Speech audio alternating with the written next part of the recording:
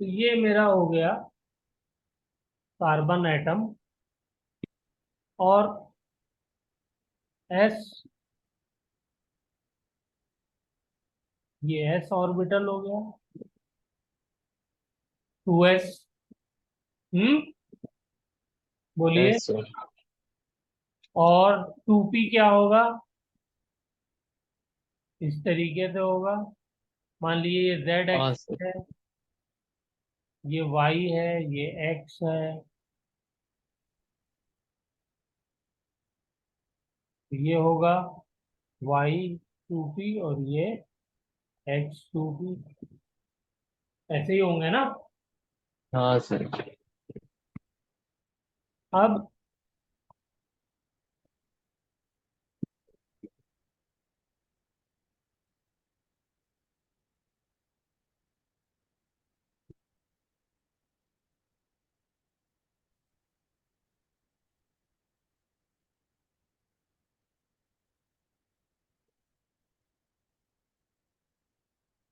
Suppose दूसरा carbon आ गया,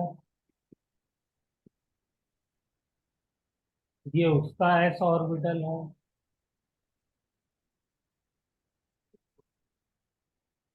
ये उसका जेड एक्सिस, ये वाई एक्सिस, ये एक्स एक्सिस। ठीक है। तो ये हो गया एक्स पी वाई टी, और ये जेड पी। तो अब देखिए आप, ये जब करीब आएंगे तो करीब आने के बाद वाई वाले तो ओवरलैप कर लेंगे, लेकिन ये एस वाला जो है ये इतना करीब आ ही नहीं पाएगा कि इनकी ओवरलैपिंग हो जाए। अच्छा।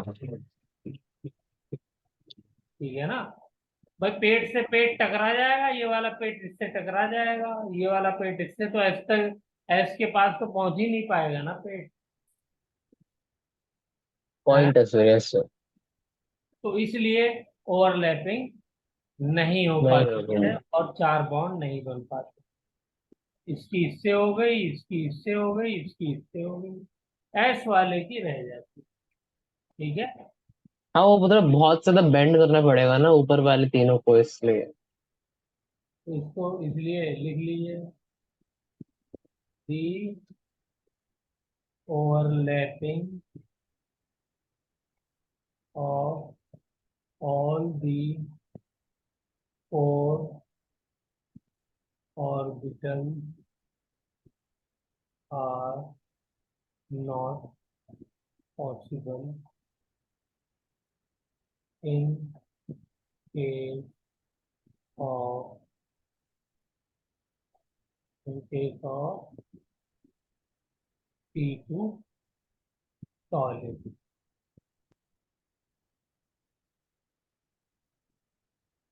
Okay. Carbon yes sir. Solid form में कितने उसमें एग्जिस्ट करता है, कितने स्टेट में? क्या सर? कार्बन जो है वो सॉलिड फॉर्म में कितने स्टेट में एग्जिस्ट करता है, कितनी उसकी फॉर्म्स होती है, कितने एलो? ग्रेफाइट होता है, डायमंड होता है, बकमिंस्टर, फुलरीन होता है, तो तीन टाइप के हो गए। हाँ, तीन टाइप में एग्जिस्ट करता है। ठीक है। और उन सब में बॉन्डिंग जो होती है वो मैक्सिमम थ्री ही हो सकती है, चार नहीं होती। Carbon carbon double bond exist करता है, यानी C2 एग्जिस्ट करता है वेपर फेज।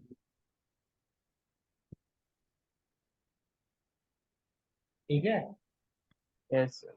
हाँ, ये MOT मॉलिक्यूलर ऑर्बिटल थ्योरी इसको सपोर्ट करती है कि carbon carbon double bond C2 molecule exist करता है। तो हो सकता है कहीं आपको क्वेश्चन मिल जाए तो इसलिए मैंने ये बता दिया। चलिए, एक क्वेश्चन ये हो गया बॉन्डिंग के ऊपर। एक और क्वेश्चन आता है,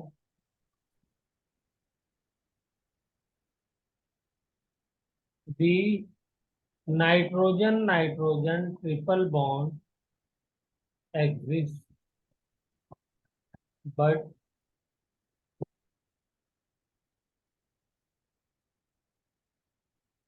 phosphorus phosphorus triple bond does not। बताइए बेटा, वाई? भाई नाइट्रोजन जो होता है इसकी वैलेंस शेल में भी 3 लोन पेयर होते हैं, तो हम 3 अनपेयर्ड होते हैं इलेक्ट्रॉन। और फास्फोरस में भी 3 अनपेयर्ड होते हैं। यस तो नाइट्रोजन तो बनाता है triple bond, but phosphorus yes नहीं बनाता।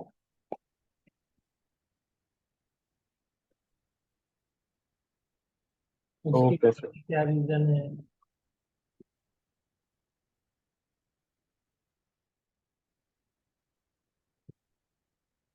इसके पीछे नहीं साइंस बनाते का सर। रीजन है। ये देखिए, साइन ये है। 2s 2, ये 3s 3, ठीक है ना? तो यहाँ पर जो बॉन्ड बनता है नाइट्रोजन नाइट्रोजन में, वो क्या होता है? एक सिग्मा और 2 पाई।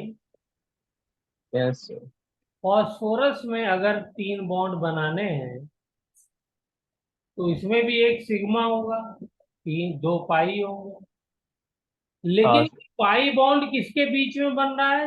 3p पाई, 3p पाई। और ये बॉन्ड जो होता है 3p पाई वाला, ये सबसे वीक बॉन्ड होता है। Okay sir. Very very weak. तो इसलिए ये बनाता ही नहीं है। तो फिर क्या करता है ये अपने अनपेयर्ड इलेक्ट्रॉन को क्या काम में लाता है?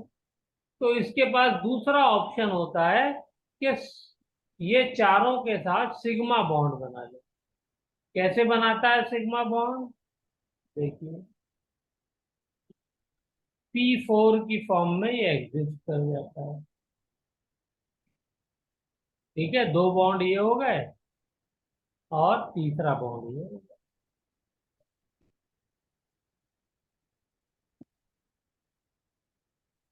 ये स्टेबल होता है।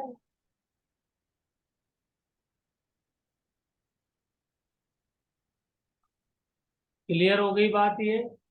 इसके ऊपर यस कोई सर। क्वेश्चन पूछ लिया जाए तो बनता हो जाएगा। हाँ सर। चलिए, सिमिलरली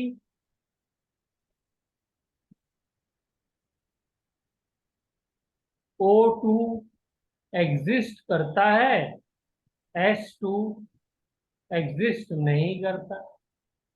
मतलब O double bond O exist करता है, S double bond S exist नहीं नहीं। करता। तो यहाँ पर भी रीजन क्या है?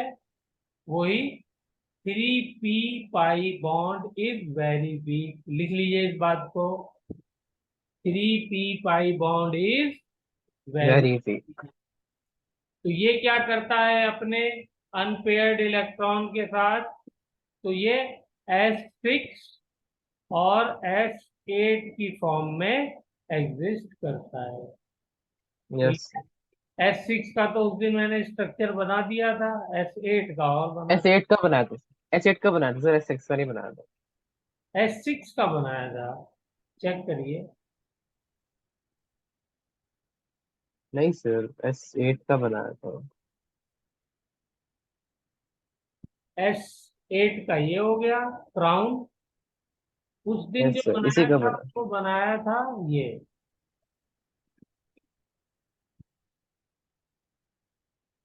चेयर बनानी है।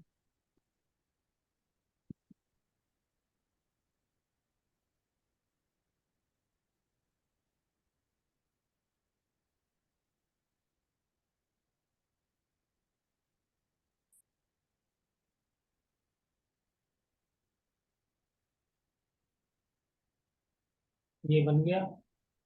इसको थोड़ा सा मुझे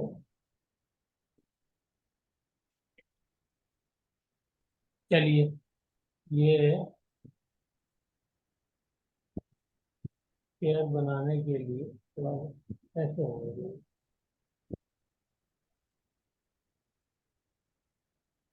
ये 6 वाला हो गया ना, ये बनाया। Okay. Okay sir. Chair form हो गई।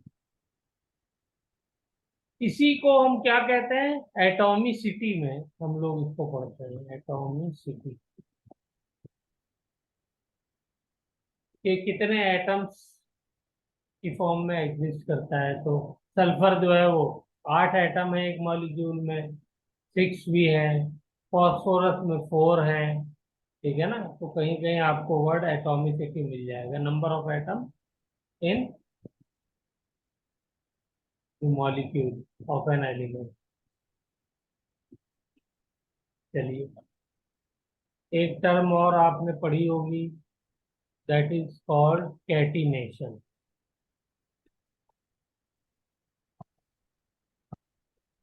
क्या होती है बेटा catenation? Ability of carbon to form bonds with other carbon atoms. Hmm to form long chain How to with form it long, on element. तो from long long from chain yes. बनाना ये ज्यादा इंपॉर्टेंट है। Long chain with itself. ठीक है ना। Yes sir. तो क्या रीजन है कि कार्बन जो है वो लॉन्ग चेन बना पाता है और लोग नहीं बना पाते? जैसे कार्बन कार्बन है, ये बनाता है। उसी ग्रुप का सिलिकन सिलिकन है, ये उतनी लंबी चेन नहीं बना पाता।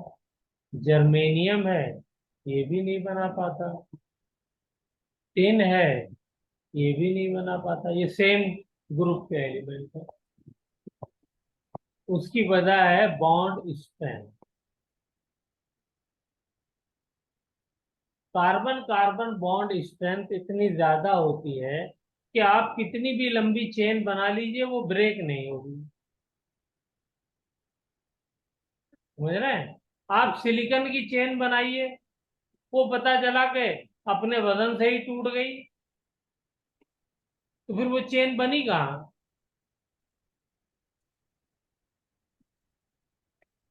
मेरी बात हाँ समझ जी। में आ रही है?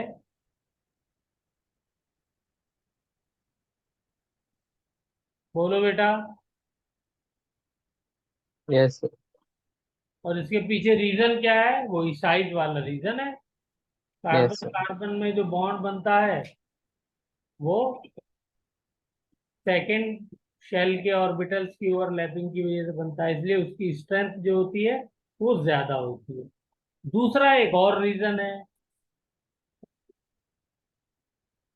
तो एक तो साइज हो गया कैटिनेशन के लिए, और दूसरी प्रॉपर्टी, पहला पॉइंट, एंड दूसरा क्या लिखूं, यहीं पे लिख देता हूं, दूसरा लोन पेयर।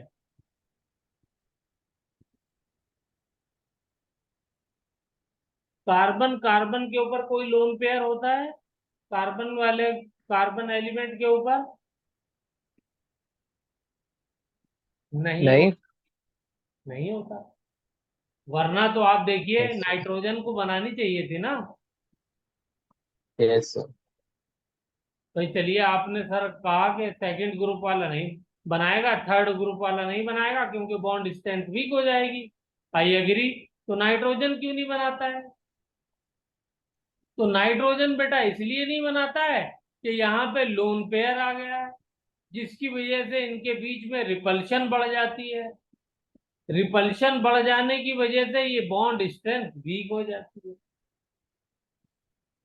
और इतनी वीक हो जाती है, इतनी वीक हो जाती है कि ये अपने ग्रुप में भी पीछे चला जाता है। कार्बन कार्बन, ये हम सिंगल बॉन्ड की स्ट्रेंथ जो है वो कर रहे हैं, कंपेयर कर रहे हैं।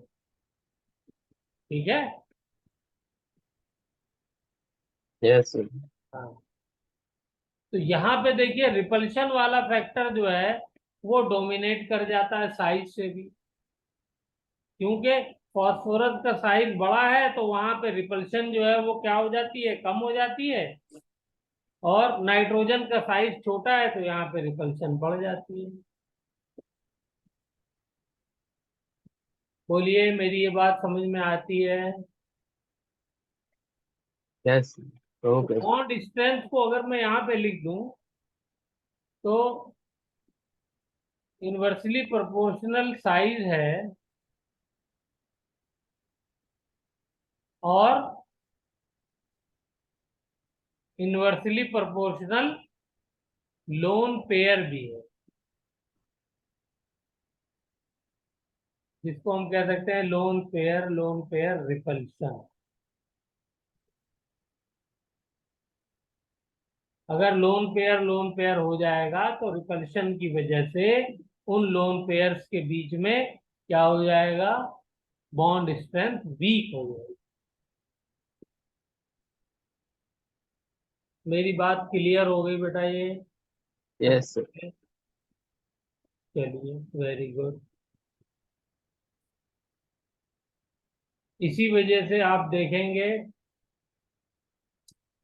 क्या देखेंगे, कि जो हेलोजन फैमिली है इसमें देखिए फ्लोरीन का साइज सबसे छोटा है, तो इसकी बॉन्ड स्ट्रेंथ ज्यादा होनी चाहिए, फिर क्लोरीन की होनी चाहिए, फिर ब्रोमीन की, और फिर आयोडीन की। लेकिन ऐसा नहीं होता। फ्लोरीन जो है वो लोन पेयर रिपल्शन की वजह से क्लोरीन ब्रोमीन के पीछे चला जाता है। आयोडीन जो है वो के बाद आता है। तो C L bond length, bond strength ज्यादा है बी आर से, देन फ्लोरीन से। अब यहाँ पे साइज है छोटा, लोन पेयर आ गए, वो भी तीन तीन, तो इसकी वजह से क्या हो गया, रिपल्शन बढ़ने की वजह से बॉन्ड स्ट्रेंथ वीक हो गई। Yes sir.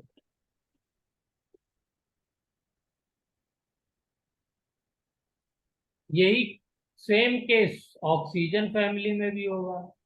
ऑक्सीजन में तो ऑक्सीजन सबसे ही पीछे चला जाता है, selenium sulphur sulphur, selenium selenium, tellurium tellurium, polonium polonium, then oxygen oxygen.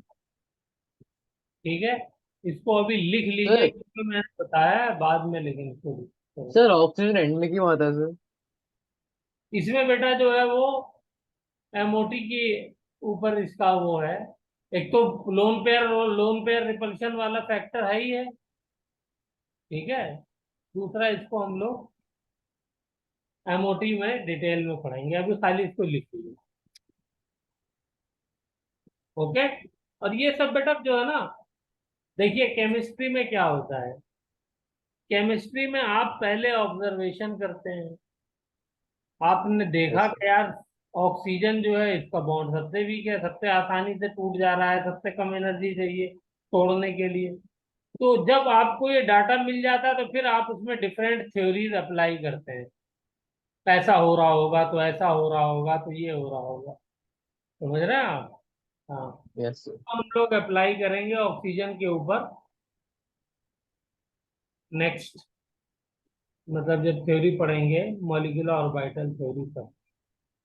तो यहाँ पे बेटा हम लोगों का ये वैलेंस बॉन्ड थ्योरी भी हो जाती है कंप्लीट। और अब हमारी नई थ्योरी है हाइब्रिडाइजेशन। ये और हम लोग खत्म कर लें, फिर उसके बाद फिजिक्स का नया चैप्टर शुरू करेंगे, वर्क एनर्जी का। और ये ओके बताइए, सर। इसका टेस्ट भी तो देना है एनएलएम का, वो कब देंगे? दे देंगे सर जब आप कहेंगे। अच्छा, वेरी गुड। चलिए, तो किसी दिन सरप्राइज टेस्ट लेता हूँ मैं। आज है ओके संडे, सर। तो वेडनेसडे, थर्सडे में किसी दिन लेता हूँ। चलिए, ठीक है। तो अब क्लास यहीं ऑफ करी जाए। ठीक है सर। चलिए, नई थ्योरी नई क्लास में शुरू करेंगे। हाइड्रोडाइजिंग। ओके ओके बेटा, सर। Good night.